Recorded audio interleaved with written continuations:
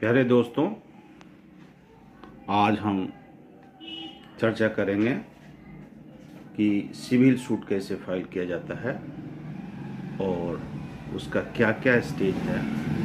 ऐसे तो हर तरह का सूट फाइल होता है, लेकिन जो सीपीसी से गाइड होता है, सिविल प्रोसीड्यूर कोड से गाइड होता है, उसे सिविल केस कहते हैं। हिंदी में उसको दीवानी मुकदमा भी लोग कहते हैं। दीवानी मुकदमा जैसे इसके अंतर्गत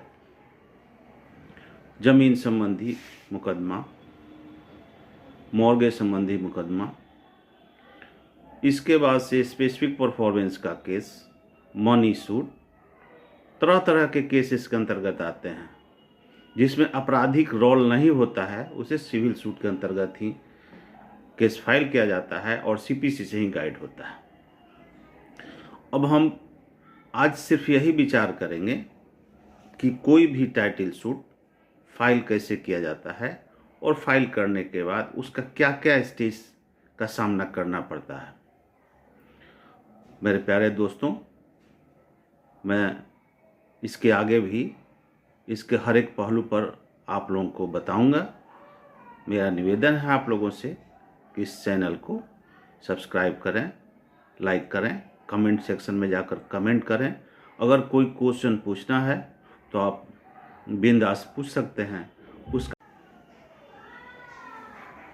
कोई भी सूट सीपीसी की धारा 26 के अंतर्गत फाइल किया जाता है।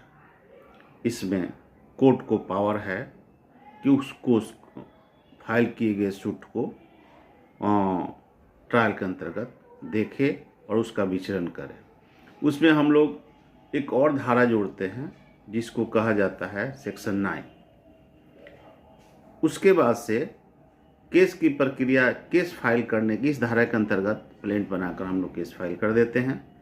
केस फाइल करने के बाद समन की प्रक्रिया आती है। जब केस एडमिट हो जाता है, एडमिशन से पहले रिश्तेदार का रिपोर्ट होता है। हाई कोर्ट में स्टाम्प रिपोर्टिंग कहा जाता है। रिश्तेदार के रिपोर्टिंग के बाद जो रिक्वायर कोर्ट फीस होता है उसे जमा करना होता है। रिक्वायर कोर्ट फीस जमा करने के बाद से बेस ऑफ सूट, जो आपका आधार है केस करने का, उस पर विचार करता है कोर्ट और विचार करने के बाद आपका केस एडमिट कर देता है। एडमिट करने के बाद उस पर समन की प्रक्रिया जारी होती है।